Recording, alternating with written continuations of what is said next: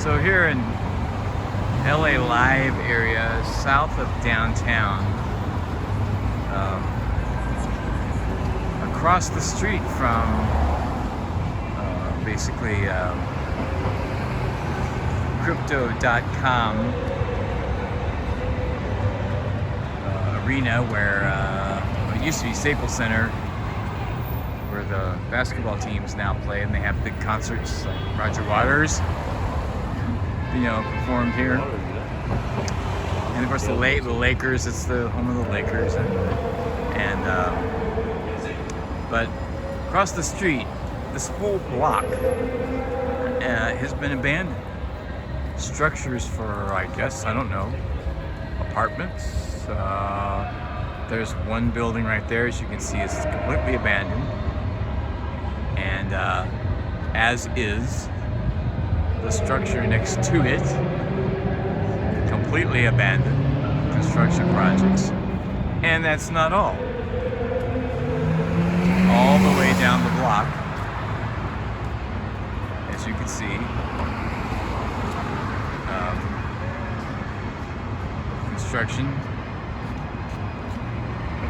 construction was not only stopped, but it has been a place for taggers to come and do their thing. So this whole block, think about it, the investments dried up. What happened? Rumors are China is to blame, but of course China's to blame for anything that doesn't work, right? It's not an American company, it's not US Americans, it's not the billionaire class. Oh no. But that shows you where we are, folks. Chris Hedges calls it capitalism in decline, but if we don't pay more attention, if we don't have a movement to demand a government of action for working families and implement programs that actually have proven to be effective, we're going to see more and more of this all across the country. Think about it. We can do better than this. We know that abundance for all actually exists, and not just for people at the top. I'd like to add too that I think that with the discovery of the Epstein class, there's a lot of things about America that are kind of being revealed in a different light. I think one of these things is certainly the construction of buildings such as these, but not just construction, also deconstruction. I think that 9/11.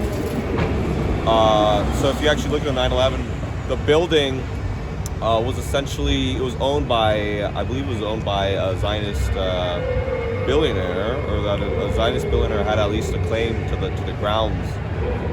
Either the grounds or the building itself. And when I think it was about a short time before 9/11 took place, there was a transaction that had transpired. In that, I think the person that had the insurance, he took the insurance out, and there was also some speculation that they might have been involved in the construction of the building, because they wanted to avoid the cost of the asbestos removal. So essentially they destroyed the building, right?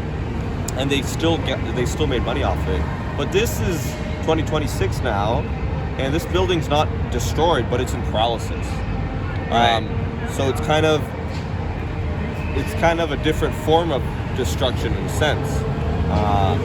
And it's just like you can see this as a capitalism just being laid bare for the United States in 2026, and it's kind of a terrifying structure too, right?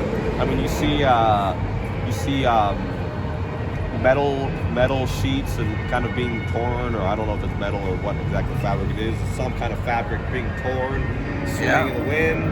Looks like something the Grim Reaper would wear, if we're being honest. You see tubing, you see piping, you see the bare bones of the structure, the metal, the reinforcements, all just laid bare, right? And I think that's a good allegory for the Epstein class, because they're absolutely terrifying, right? What they're doing is absolutely terrifying. But it's our responsibility to look into that and actually bring that information to light in a substantive manner to the American public, so we can understand what we're dealing with here, not just for them, but for ourselves as well. So we have a better understanding and knowledge of the work that needs to be done within our anti-imperialist networks. Yes, absolutely. And I think that's becoming more imperative. The war on Iran is still transpiring. Despite a ceasefire, it's not over. That's and not it's likely over. going to resume again. And what is a ceasefire anyway if it gets violated? Right. Well, yeah, Lebanon had, I think, approximately 300 civilians murdered by United States. I mean, not by the United States, but by Israel. But at this point, United States and Israel have become seen as synonymous. I'm not saying that they necessarily are, but they do act intimately and hand in hand with one another, unfortunately. But yeah, I think this is a good presentation of the Epstein class capitalism, finance capitalism that has been wrought upon our country. This nightmare. But we know that the solution is an economic plan that leads us to abundance for everyone, and not just for the people at the top.